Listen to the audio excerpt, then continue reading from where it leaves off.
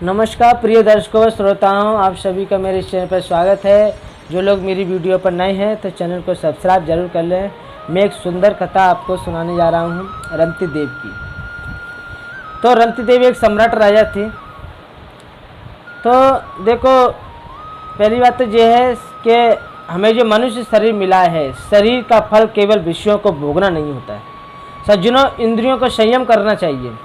भागवत में लिखा है कि एक मिनट परमात्मा के बगैर आपका समय निकलता है तो उसके लिए पश्चाताप करना चाहिए। एक भी मिनट मेरे गोविंद के चिंतन के बगैर क्यों निकला? चिंतन मेरे गोविंद का करो, चिंता संसार की त्यागो। चिंता को त्याग कर चिंतन को बढ़ाओ तो गोविंद मिलेगा। तो सुंदर कथा है, आप इसे ध्यान से सुनिएगा। देखो, अपना पेट तो सभी भरते हैं, लेकिन जीना तो उसी का जीना है जो 10 का पेट भरकर अपना पेट भरे। करुणा जिसके जीवन में है वही मानव सार्थक जीवन चल रहा है। चंद्रवंश में एक विचित्र राजा है, वह है रंती देव। ऐसा यशस्वी राजा और दूसरा चंद्रवंश में नहीं हुआ। पूर्व राजाओं के किए गए पाप का परिणाम यह हुआ कि रंती देव महाराज की धरती सूख गई, सारी प्रजा में दुर्भिक्ष पड़ गया। रंती देव की प्रजा भूखों मरने लगी। रंती देव ने अपने खजाने को सारी प्रजा में बांट दिया और 12 वर्षों तक पानी नहीं बरसा। अब राजकोष खाली हो गया। तो सुखदेव जी कहते हैं, परीक्षित ऐसी परिस्थिति एक दिन आ गई कि रंती देव के विशाल भंडार में 250 ग्राम चावल ही बचे, 1 पाँव चावल। तो रंती देव ने अपनी पत्नी से कहा कि देवी, इन्हीं को पकाकर प्रभु के भोग लगाओ। जैसे ही चावल पकाकर प्रभु के भोग लगाने बैठे, एक ब्राह्मण द्वार पर आकर बोला, मैं कई दिन से भूखा हूँ, तड़प रहा हूँ, कुछ मिल जाएगा? राजा ने कहा, मेरे राज्य में भूखा नहीं, आप भूखे मत रहें महाराज, आप पाइए। तो रंती देव ने अपनी परोसी थाली विप्र के सामने समर्पित कर दी। पत्नी उनकी ओर देखने लगी। रंती देव ने कहा, आज गोविंद की यही इच्छा है, पानी का भोग लगाते हैं। तुलसी दल छोड़कर पानी का भोग लगाओ, उसी को पीएंगे आज।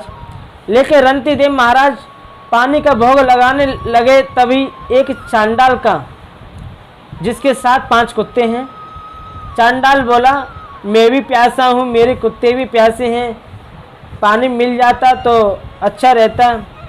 तो रंती देव ने कहा, नहीं, आप प्यासे नहीं रहिए, ये जल है, लीजिए।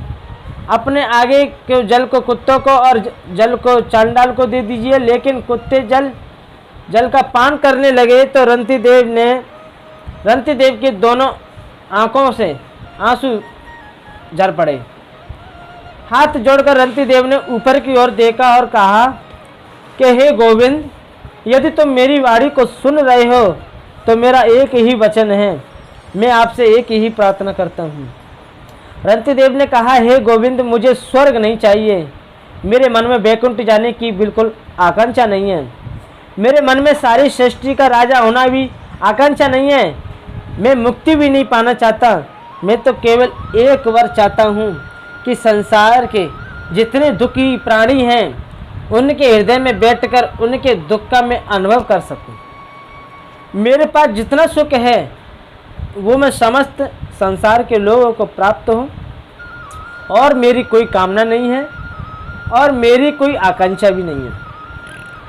कोई तन दुखी, कोई मन दुखी, कोई तन बिन रहे तो उदास, और थोड़े थोड़े सब दुखी, सुखी राम के दास। संसार में सुख है कहाँ?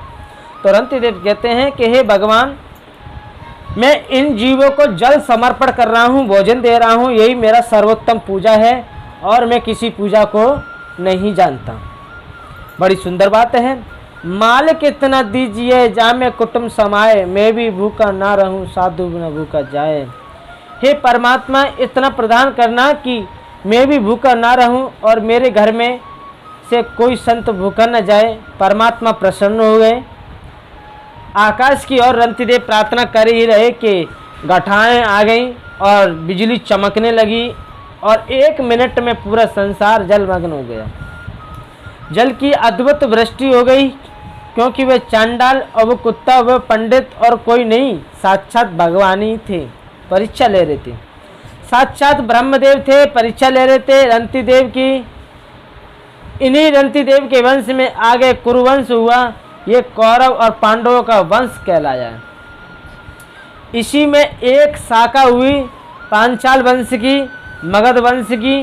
श्री ययाति महाराज के सबसे बड़े पुत्र थे जिनका नाम है यदु महाराज। इन्हीं यदु के वंश में कई पीढ़ियों के बाद एक राजा देवमीड़ राजा की 2 पत्नी थीं।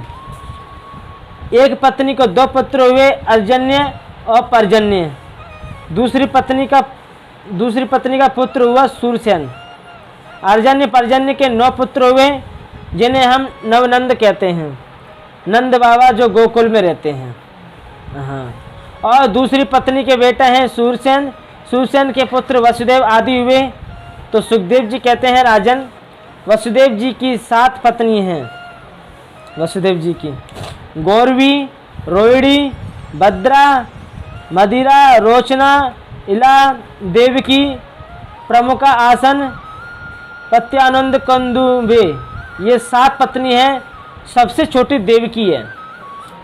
दूसरे नंबर की पत्नी जो है रोहिणी। उनके पुत्र जल्दी नहीं हुए।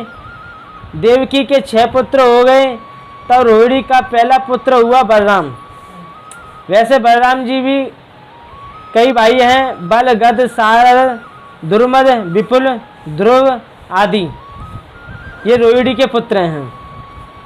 सबसे छोटी महारानी देवकी के 8 पुत्र हुए राजन। 8 में सबसे बड़े का नाम है कीर्तिवान।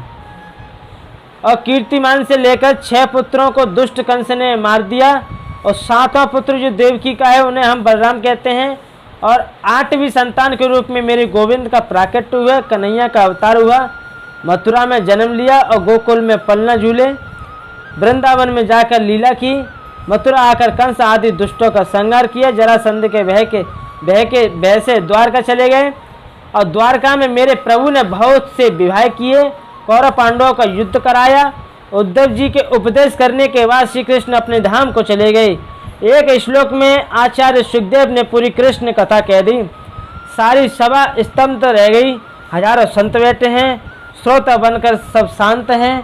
सुखदेव जी चुप हो गए। अब राजा परीक्षित सुखदेव जी के चेहरे की ओर देख रहे हैं और सुखदेव जी के मुखारविंद को देख रहे हैं। बोले, गुरुवर हो गई कृष्ण कथा?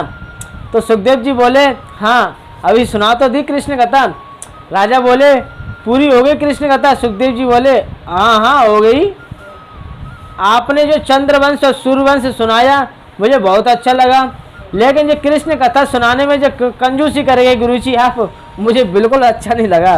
प्रेम से बोले कृष्ण भगवान की।